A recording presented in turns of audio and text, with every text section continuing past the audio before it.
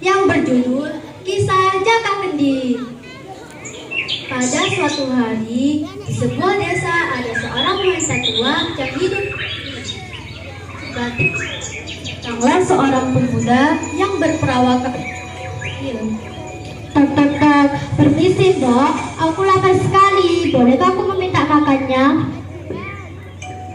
Oh, Ugi, sininya masuk dulu. Nanti bersihkan. Siapa namamu, Nak? Aku tidak tahu namaku siapa Mbok, tapi orang-orang memanggilku Jaka Kendil karena aku menyerupai kendil. Aku sudah berkelana dari desa ke desa, tapi orang-orang mengusirku dan aku tidak makan dan pertolongan. Jika kau mau, aku bisa tinggal di sini dan jadi anakku. Anak kecil yang dipanggil Jaka Kendil itu setiap hari membantu si Mbok mencocok tanam. Jaka Kendil juga sering kali mencari kayu bakar untuk si Mboknya.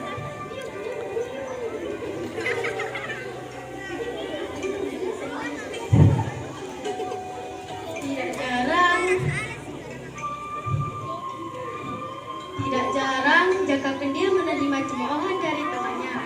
Namun, Jaka Kendil menghiraukannya. Jaka Kendil sudah memasuki usia remaja. Di sela-sela waktunya membantu si Mbok, Jaka Kendil pergi untuk berburu dengan tombaknya.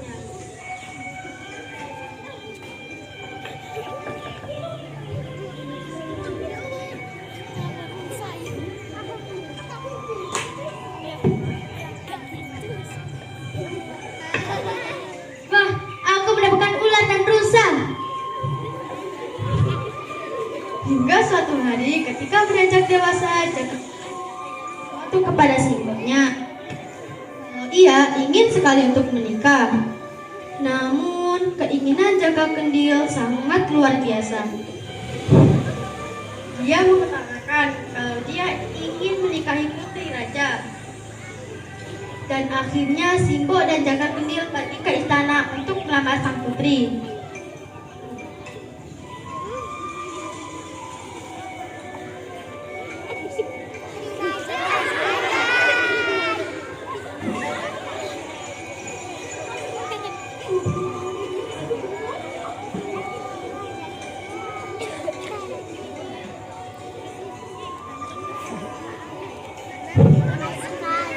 Hingga sesampainya di istana, Simbo menyampaikan maksud kedatangannya kepada sang raja bahwa ia ingin melamar salah satu dari ketiga putrinya. Ketiga putri raja tersebut bernama Putri Kantil, Putri Mawar, dan Putri Melati. Meskipun aku raja, aku memberikan kebebasan kepada putri-putriku untuk memilih lelaki yang akan menjadi suaminya. Aku tidak sudi punya suami yang miskin dan bentuknya aneh seperti itu. Aku juga hanya mau menikah dengan pangeran kaya raya dan tampan. Aku bersedia menikah dengan Jaka Kendil, Ayah. Aku menerima lamarannya dengan sepenuh hati.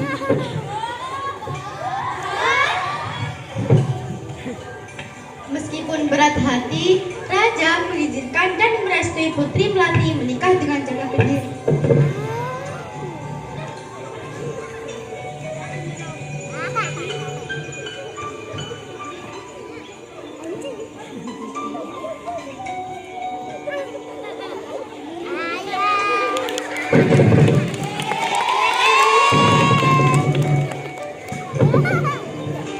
Setelah Jaka Kendil menikah dengan Putri Melati, Simbo memutuskan kembali hidup di desa asalnya.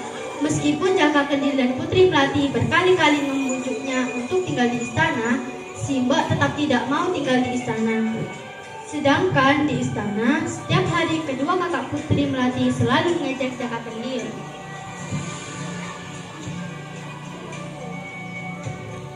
Lihat, dia lebih pantas jadi tempat makan hewan. Kita menikah dengan putri kerajaan.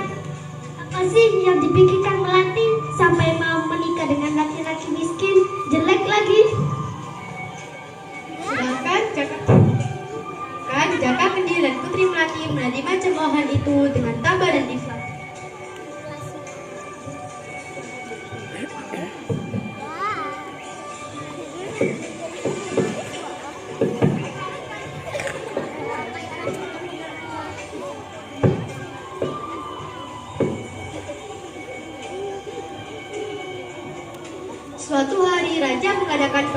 berkuda yang diikuti oleh seluruh pangeran dari penjuru negeri. Tiba-tiba datanglah seorang pangeran yang sangat tampan yang membuat semua orang terpesona. Pangeran datang dengan menunggangi kudanya yang berkuda. Putri Kanti dan Putri Mawar pun terpesona melihat pangeran tersebut.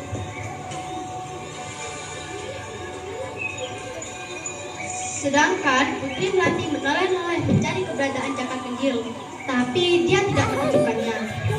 Kemudian dia kembali ke kamarnya dan mendapati kamarnya juga kosong. Dengan sangat marah karena tidak menemukan Jaka Kendil, akhirnya ia menyelesaikan kekesalannya dengan melempar kendil yang ada di sana. Tiba-tiba, pangeran yang sangat tampan jadi masuk ke kamar Putri Melati. Hei, siapa kamu? Cepat pergi atau akan kupanggilkan prajurit. Putri Melati, ini aku, Jaka Kendil suami. Pangeran tersebut ternyata adalah wujud asli dari Jaka Kendil. Dia menceritakan bahwa waktu kecil terkena kutukan penyihir sehingga memiliki tubuh seperti kendil.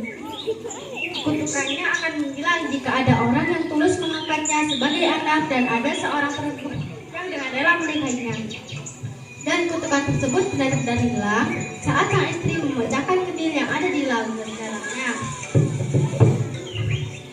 Setelah tubuh Jaka Kendil kembali menjadi wujud aslinya, dia dan Putri Melati menemui Simbok untuk menceritakannya sesungguhnya.